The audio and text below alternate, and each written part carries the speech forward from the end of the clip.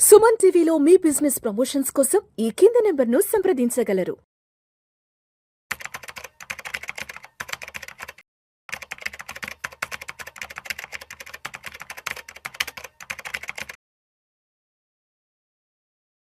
Sir Ramachandramurthy గారు నమస్తే sir. నమస్తే విష్ణు గారు. రామచంద్రమూర్తి గారు, గత 4-5 రోజులుగా యావత్ దేశాన్ని మొత్తం కుదిపేసిన అంశం ఇండిగో ఎయిర్లైన్స్ కి సంబంధించి వందల సంఖ్యలో ఫ్లైట్లు రద్దు కావడం, ఎయిర్పోర్ట్లలో వేల సంఖ్యలో లక్షల సంఖ్యలో ప్రయాణికులు పడిగాపులు గాయడం చూసాము. అంటే ఒక భారతదేశంలో ఉన్న యాత్రికులే కాదు, ఈవెన్ ప్రపంచ దేశాల నుంచి వస్తున్న వాళ్ళు, ఇక్కడి నుంచి బయట దేశాలకు వెళ్తున్న వాళ్ళందరూ కూడా వేల సంఖ్యలో లక్షల సంఖ్యలో ఆ ఎయిర్పోర్ట్లలో తిండి తిప్పలు లేకుండా 4-5 రోజులుగా నానా అవస్థలు పడుతున్నారు. ఏం జరిగింది అసలు? ఇండిగోకి సంబంధించి ఎందుకు ఇంత పెద్ద డ్యామేజ్ జరిగింది? అసలు రూట్ కాజ్ అనేది ఎక్కడ మొదలైంది? ఇండిగో ఇవాళ ఇంత పెద్ద అనిశ్చితిని ఎదుర్కోవడానికి అసలు యాక్చువల్గా అండి, ఇప్పుడు ఇండిగో చూసుకుంటే మనము ఇండియన్ మార్కెట్లో 63% షేర్ ఉంది. వన్ ఆఫ్ ద ఇక లార్జెస్ట్ మోనోపోలీ. దాదాపు 4,000 ఫ్లైట్లు, 2,200 మంది కెప్టెన్లు, 2,000 మంది స్టార్ కెప్టెన్స్, అసిస్టెంట్ కెప్టెన్స్, వీళ్ళందరూ పెద్ద క్రూ ఉంది. అయితే మొన్న ఇండియాలో ఒక విమానం, ఇండియాలో లాస్ట్ టైం విమానం ఒకటి కూలిపోయింది. దాని నుంచి మనం వాళ్ళు ఎయిర్క్రాఫ్ట్ వాళ్ళందరూ కూడా ఆ కమిటీ ఏం చేసిందంటే, ఈ పైలట్లకి సరైన నిద్ర లేదు, DGCA నుంచి కొంత నిబంధనల వల్ల ఏమైందంటే వీళ్ళకి పైలట్స్ బాగా మానసికంగా లేకపోతే శారీరకంగా ఫీల్ అవుతున్నారు. కాబట్టి రాత్రి 12 నుంచి 6 వరకు కనుక ల్యాండింగ్ చేసే వాళ్ళందరికీ కూడా ఎవ్రీ కెప్టెన్ 2 days కనుక కంటిన్యూగా చేస్తే 3rd day కంపల్సరీ లీవ్ ఇవ్వాలి, రాత్రిపూట చేయకూడదు, 2+1 వర్క్ షిఫ్ట్ చేయాలి అనేది తీసుకొచ్చారు. ఇది యాక్చువల్గా November 1st నుంచి అమల్లో చేయాలి.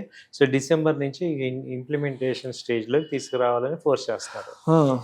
ఇది మేజర్ సమస్య అనమాట. యాక్చువల్గా ఇప్పటిదాకా ఏంటంటే ఈ ఇండిగో పైలట్స్ని ఓవర్ వర్క్ నార్మల్గా షిప్స్ అడ్జస్ట్ చేసుకున్నారు. 4,000 ఫ్లైట్లు. యాక్చువల్గా ఏంటంటే ఒక్కొక్క ఫ్లైట్కి ఇండిగో 2.5 కెప్టెన్స్తో నడుస్తుంది. వేరే అన్ని కూడా 4 కెప్టెన్స్తో నడుస్తుంది ఒక ఫ్లైట్. అయితే ఇండిగోకి ఏంటంటే ఎక్కువ ఫ్లైట్లు ఉన్నాయి, ఎక్కువ మంది ఉన్నారు కాబట్టి స్టాఫ్ అనేది తగ్గారు. యాక్చువల్గా ఈ నిబంధన ప్రకారం ఏంటంటే కొత్తగా 300 మంది కెప్టెన్లు ఎక్స్ట్రా వాళ్ళు చేసుకోవాల్సి వస్తుంది. అండ్ రెండోది ఏంటంటే ఇండిగోలో మేజర్ సక్సెస్ ఏంటంటే కొంచెం విమాన ఖర్చులు తక్కువ ఉంటాయి నార్మల్గా చూస్తే. అంటే ఎందుకంటే రాత్రి వేళల్లో ఎక్కువ పెట్టడం వల్ల వీళ్ళు ఈవెన్ కస్టమర్స్ కూడా తక్కువ రేట్ ఇవ్వటం జరుగుతుంది. సో దానివల్ల ఎక్కువ మంది ఇండిగోని ఆఫర్ చేస్తున్నారు. సో ఎక్కువ ఇండిగో ట్రాఫిక్ అంతా కూడా నైట్ టైం ఉంటుంది, డే టైం కన్నా. సో కాబట్టి నైట్ టైం ఎక్కువ ఉంటుంది. ఇప్పుడు నైట్ టైం మీద ఎక్కువ రూల్స్ ప్రెషర్ చేశారు కాబట్టి ఇక్కడ ప్రాబ్లం వచ్చింది. సో డే టైం ఏవైతే ఫ్లైట్స్ ఉన్నాయో అవన్నీ కూడా వెళ్తున్నాయి. నైట్ టైం ఎక్కువ, దాదాపు 1000 ఫ్లైట్లు నైట్ టైం వెళ్తుంటాయి ఆల్ ఓవర్ ఇండియా. సో ఆ 1000 ఫ్లైట్లకి 2 days తర్వాత ఏమవుతుందంటే అందరు కెప్టెన్స్ కి లీవ్ ఇవ్వాల్సి వచ్చింది. సో ఆల్టర్నేటివ్ అడ్జస్ట్మెంట్ చేసుకోవాలి, మొత్తం ఇబ్బంది అయింది. సో అటు గవర్నమెంట్ DSC మార్గదర్శకాలు వాళ్ళు కూడా ఏంటంటే ఒక పెద్ద కంపెనీకి ఇమ్మీడియట్గా ఇవ్వాలంటే ఇదేమి నార్మల్ రిక్రూట్మెంట్ కాదు. కెప్టెన్స్ రావాలన్నా కానీ మినిమం 3 నెలలు 4 నెలలు పడుతుంది. కొత్తగా రిక్రూట్ చేసుకుని ట్రైనింగ్ ఇచ్చి వాళ్ళకి కావాల్సిన రూల్స్ నిబంధనలు ఇవన్నీ ఇచ్చి. సో ఇదైతే ఇప్పుడు ఎప్పుడైతే విమానం ఇది యాక్చువల్గా అయితే ఇది 2 సంవత్సరాల క్రితం నుంచి ఈ రూల్ వచ్చింది. కానీ మొన్న ఫ్లైట్ పడిపోవడం వల్ల ఇప్పుడు ఇక అర్జెంటుగా దీన్ని చెయ్యండి అనేది ఎక్కువ రూల్స్ ఫాలో అవ్వాల్సిందిగా అందరినీ కోరారు. మిగతా ఫ్లైట్లు అన్నిటికీ కూడా ఏంటంటే వాళ్ళకి ఎక్కువ ఫ్లైట్లు లేవు, క్రూ కూడా సరిపోయారు, నైట్ షిఫ్ట్లు ఎక్కువ లేవు. ఓన్లీ ఇండిగోకి రావటం వల్ల పెద్ద ఎత్తున ఇబ్బంది పడింది. సో ఒక్కొక్క రోజులో 1000 ఫ్లైట్లు క్యాన్సిల్ చేశారు లాస్ట్ 3 days నుంచి నైట్ టైం అంతా. దానివల్ల ప్రయాణికులు అందరూ కూడా చాలా ఇబ్బంది పడ్డారు. ఎందుకంటే ఎమర్జెన్సీ వెళ్ళే వాళ్ళు ఉంటారు చాలా, ఇంకా ఆల్టర్నేట్ కూడా లేదు. ఇండిగో ఆగిందంటే ఏమీ లేదు, అంతే కదా.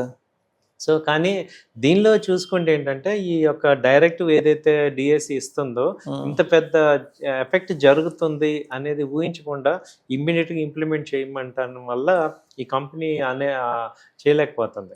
అయితే ఇలాంటి కంపెనీలు చాలా ఇండియాలో స్ట్రాంగ్ కంపెనీలు కాబట్టి తట్టుకోగలవు. ఈ DGCA కూడా ఇప్పుడు మొన్న ఆదివారం ఇక వాళ్ళు అర్థం చేసుకొని వీళ్ళకి కొంత వెసులుబాటు కలిగించారు. కాబట్టి ఇప్పుడు ఏంటంటే ఇక నెక్స్ట్ మంగళవారం నుంచి నార్మల్ స్ట్రీమ్ లైన్ జరుగుతుంది అని చెప్తున్నారు. సో ఇది ఫిబ్రవరికి అడ్జస్ట్మెంట్ పోస్ట్పోన్ అయింది. అక్కడి నుంచి కూడా ఈ యొక్క పైలట్లకి ఆ యొక్క టైమింగ్ ఇవ్వటం, వాళ్ళకి రెస్ట్ అది ఇవ్వటం చేయటం జరుగుతుందని చెప్తున్నారు. సో ఈ 3 రోజుల నుంచి కూడా బాగా షేర్ కూడా బాగా పతనమైంది. దాదాపు 10%, 5,800 నుంచి ఇప్పుడు 5,000లోకి వచ్చింది. సో లాస్ట్ 3 days లో కొన్ని వేల కోట్లు ఆవిరైపోయింది. ఇన్వెస్టర్ సంపద అంతే కదా. సో కాబట్టి ఇండిగోలో ఇప్పుడు ఏంటంటే ఇప్పుడు చెప్పేది ఏంటంటే ఒక గవర్నమెంట్ లాని ఇంప్లిమెంట్ చేయటంలో వచ్చిన ప్రాబ్లం కాబట్టి కంపెనీలో బ్యాడ్ ఏం లేదు. సో వాళ్ళు మళ్ళీ రికవర్ అవుది నార్మలైజ్ చేసుకుంటారు కాబట్టి కొంత భయపడాల్సింది ఏమి లేదనేది అర్థమవుతుంది. రైట్. సో ఇప్పుడు ఇండిగో షేర్లు భారీగా పతనమయ్యాయి కాబట్టి ఆబ్వియస్ గా మిగతా కంపెనీల షేర్లు కొంత బూమ్ అయ్యే ఛాన్స్ ఉంది కదా. సో మరి ఇప్పుడు ఇది పతనం అవడం వల్ల వేరే ఏ కంపెనీ షేర్లు కొంత పైకి వచ్చాయంటారు? జనరల్ గా ఇండిగో కాంపిటీషన్ వచ్చి స్పైస్ జెట్ ఉందండి, ఆకాష్ ఎయిర్వేస్ ఉంది, విస్తారా ఉంది, ఎయిర్ ఏషియా ఉంది. వీటిల్లో only spice jet listed company. Akash అంటే బిజినెస్ పెరిగింది వాటికి, కాబట్టి లిస్ట్ అవ్వలేదు కాబట్టి ఎక్కువ లిస్టింగ్ కంపెనీస్ లేవు. ఏవియేషన్ లో ఇండిగో ఒకటే ఉంది, ఈ స్పైస్ జెట్ ఉంది, ఇది కొంచెం పెరిగింది.